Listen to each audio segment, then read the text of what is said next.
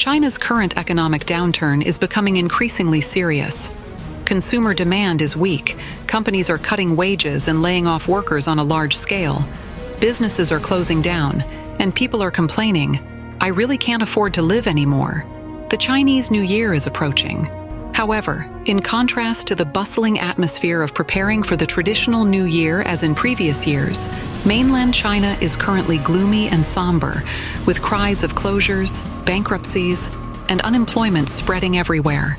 Foreign investors in Beijing, Shanghai, Guangzhou, and Shenzhen are fleeing. The wave of unemployment is spreading to major cities at a dizzying speed. According to official statistics, both Beijing and Shanghai experienced a sharp decline in consumption in November. Beijing's total retail sales of consumer goods fell by 14.1% year-on-year in November, and Shanghai's fell by 13.5% year-on-year, while the national total grew by 3% year-on-year during the same period.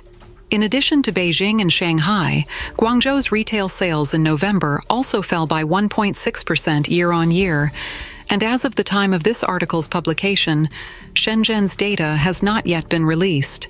In the past, there was a saying that economic downward pressure would not affect Beijing and Shanghai, because Beijing and Shanghai would absorb national resources, so Beijing and Shanghai will always rise.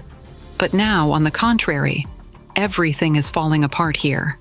As first-tier cities among first-tier cities in China, will the current consumption status of Beijing and Shanghai become a national forward-looking indicator, or are there special factors behind them? Behind the decline in consumption in Beijing and Shanghai, I believe there are at least several important reasons. Asset shrinkage, employment fluctuations, differences in consumption structure, and higher household leverage ratios. The big impact of declining personal wealth. The widely discussed consumption downgrade is not merely a simple impact of income changes. Compared to income changes, the wealth perspective brought about by asset price fluctuations has a greater impact on a person's consumption. Let's take Beijing and Shanghai as examples. The market value of a very ordinary house in Beijing and Shanghai easily exceeds 5 million, while in other second- and third-tier cities, it may only be 1 million. Over the past few years, we have clearly seen that both first-tier cities such as Beijing and Shanghai and other second- and third-tier cities have experienced a sharp drop in housing prices. The decline in Beijing and Shanghai is not smaller.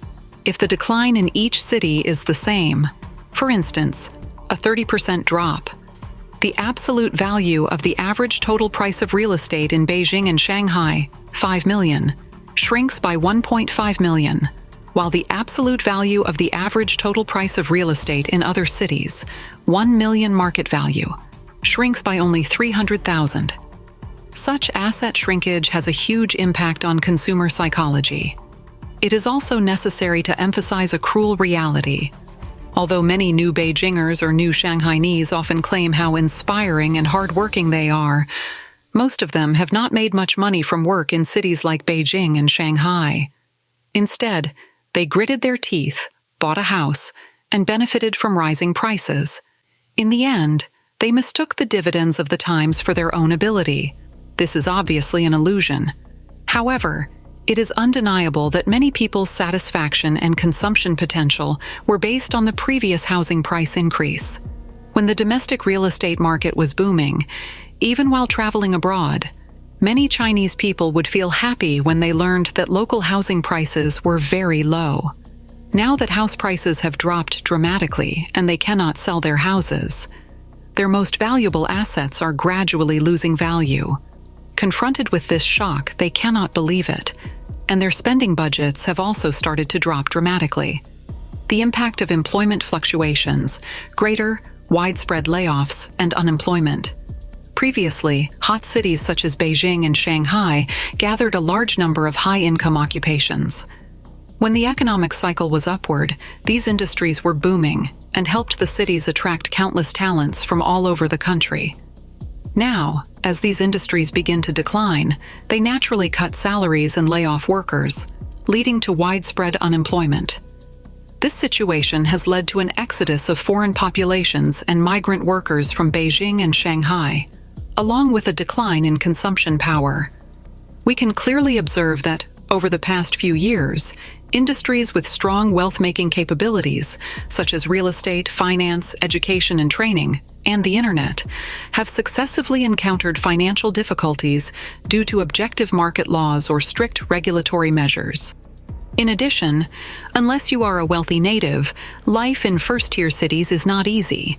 For most young people, first-tier cities are either roll or leave, because the cost of living here is much higher than in other cities.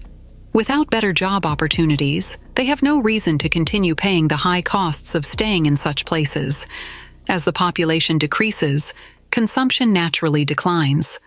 The previous hustle and bustle gradually fades, replaced by a gloomy and deserted scene as more people leave Beijing and Shanghai each day. Differences in consumption structure. Looking at the national consumption data from November 2024, one clear feature emerges. Optional consumption has dropped sharply, with the largest decline seen in cosmetics, which fell 26.4% year-on-year in November 2023. Meanwhile, essential consumption related to basic life needs has remained relatively stable. Notably, household appliance consumption grew by 22% year-on-year, driven by government subsidies for replacing old appliances with new ones. This demonstrates that subsidized consumption has an immediate effect.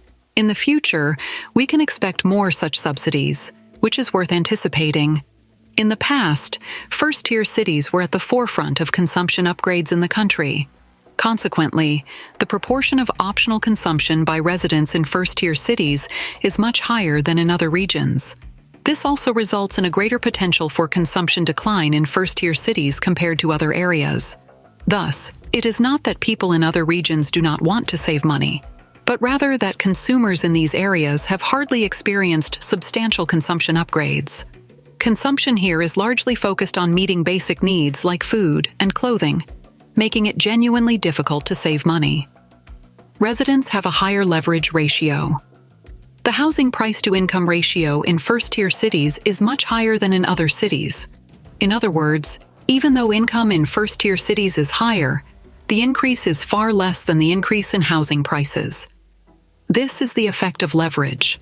It also means that people of the same age and industry who have bought houses in first-tier cities generally face much greater financial pressure than those in other cities. Due to this financial pressure, the marriage rate and fertility rate in first-tier cities are also much lower than in other cities. In smaller cities, due to less developed modern financial concepts and relatively low total housing prices, ordinary people do not use leverage to the extreme when buying houses. In cities with high housing prices like Beijing and Shanghai, purchasing a very ordinary house may require a loan of several million yuan, putting residents under significant leverage pressure. From the data, we can observe that once the resident leverage ratio exceeds a certain critical value, the higher the resident leverage ratio, the slower the consumption growth rate. The two figures exhibit a very obvious negative correlation. Facts and data show that in an economic downturn, there is no place that is an absolutely safe fortress. The belief that Beijing and Shanghai will always rise might just be some people's self-consolation, much like the notion that rigid demand is immune to price drops. Such brainwashing judgments have no reference value, only emotional value. Additionally, the decline in consumption indicates that residents' financial pressures have begun to affect their actual quality of life. Forget about housing prices, which is really a non-nutritive topic, because when difficulties arise, bricks cannot be eaten as food. The next focus for ordinary people like us should be on securing work and income for ourselves or our families in the coming year. It is no exaggeration to say that any company that can pay wages on time and in full now is a good company. After Beijing and Shanghai, whether other hot cities and more second- and third-tier cities will experience similar consumption declines remains to be observed. However, weak consumption is not just a short-term issue, but a long-term structural problem. We have always prioritized investment and production while neglecting the importance of consumption. Some even consider consumption, eating, drinking, and having fun as detrimental to hard work. This understanding is entirely wrong.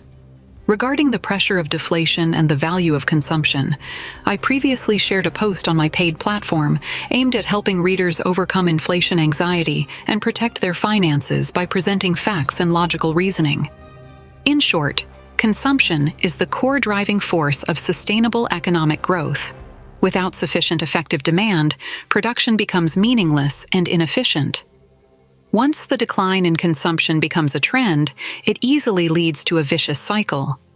A decline in consumption causes manufacturers to incur losses or reduce production, leading to upstream and downstream industrial chain wage cuts or layoffs. Then those whose wages are cut or who lose their jobs further reduce consumption due to reduced income. Furthermore, as 2025 approaches, with the prospect of Trump taking office, we can be almost certain that international trade protectionism will rise again, new trade frictions will emerge, and external demand will become unstable. China's economy will enter 2025 with significant challenges, and we will wait and see what happens next. This first-tier city in China is finished. Desolate scene, the unemployed youth sleep on the streets. China's economy continues to decline severely, and the unemployment rate remains high. In first-tier cities such as Guangzhou and Shenzhen, the scene is desolate, gloomy, and sad, no longer showing the vitality of some of China's most magnificent cities. A large number of young people who are unemployed or without regular jobs are forced to sleep under bridges and struggle to survive because they have no money to pay rent.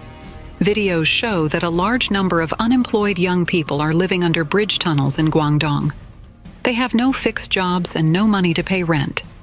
Sometimes they also live stream, dreaming that one day they can live a prosperous life, but most of the time, they can only survive by picking up rags. Under the square of Longhua bus station in Shenzhen, a large number of unemployed young people gather there every day and sleep in the open air. If outsiders come to take pictures, they are driven away or even beaten. In a park in Guangdong, several unemployed young people live in the park and sleep on park benches. However, several police officers drove them away and refused to allow them to live there. The young people's clothes are still hanging on the trees in the park. In Huizhou, Guangdong, a 20-year-old man who couldn't find a job spent the night sitting on an overpass. Some kind-hearted passers-by offered him a room to sleep in, but he refused. A netizen photographed a group of delivery boys sleeping on the streets at 6 o'clock in the morning under a bridge in Guangzhou. Some of them were sleeping on the ground, and some were setting up tents. It made people lament their hard life in big cities. One netizen said that she and her husband have been working in Shenzhen for 24 years. They got married and had children there. Recently, they both lost their jobs. Many relatives and friends persuaded them to go back to their hometown. She said in a video, "We don't even have a place to stay when we go back now, because the house in our hometown has been uninhabited for many years, and there is no room for us to live there. You want to farm, but there is no land to farm. You want to do business, but there is no capital." Another netizen said that she has been working in Shenzhen for nearly 10 years, but still has nothing. No car, no house. She said in a video, "I have been unemployed for 6 months. I will be 30 years old next month. Now I have no savings, no car, and no house. I came to Shenzhen in 2014. I was young and found a relatively easy clerical job, and then I worked until October last year. During this period, I changed companies, but I was always doing clerical work until I lost my job last year and couldn't find another one. It has been 6 months since October 9th last year, so for a girl like me who has no education and no skills, where is the way out?" In Dongguan, Guangdong, where China's processing industry is well developed, due to a serious lack of orders and insufficient working hours, many companies no longer recruit formal employees, but instead use temporary workers so that they do not have to pay 5 insurances and 1 fund for employees. The salary is even as low as 9 yuan per hour, while the minimum wage stipulated by Guangdong, Zhejiang, Jiangsu, and other provinces is 22 yuan per hour. A video circulating online shows a group of young people from Guizhou queuing up for a job in Dongguan. An agent shouted to the people in line, 9 yuan an hour, and the onlookers looked at him sideways. 9 yuan? 9 yuan an hour. If you can't accept it, take your luggage and leave. Jingjing, 29, has been unemployed for 6 months. She posted a video on Douyin saying that she felt like her life was over. She said in the video, "My life seems to be over. I have been unemployed for 6 months, and I seem to have lost myself.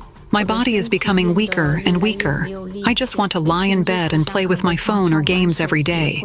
I have no interest in anything, and I am becoming less and less willing to go out. I don't know when the girl who loved to laugh and dress up disappeared. Now there is no light in my eyes.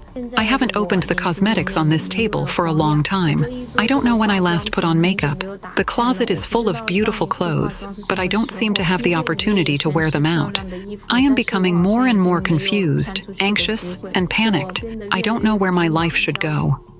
Last year, a college graduate in Hunan posted a video crying because she couldn't find a job after interviewing at more than 50 companies. She also mentioned that although her best friend found a job in Beijing, she was not working, but playing with her life. She said in the video, "I have interviewed at more than 50 companies since graduation. Some companies don't even pay any salary during the internship period, and you can't even be converted to a regular employee. My college best friend joined a famous film and television company in Beijing with a salary of 7,500 yuan. You may think that for a freshly graduated student, it is enough. But she rented a small house in Beijing that was only a dozen square meters, and the rent was more than 2,000 yuan.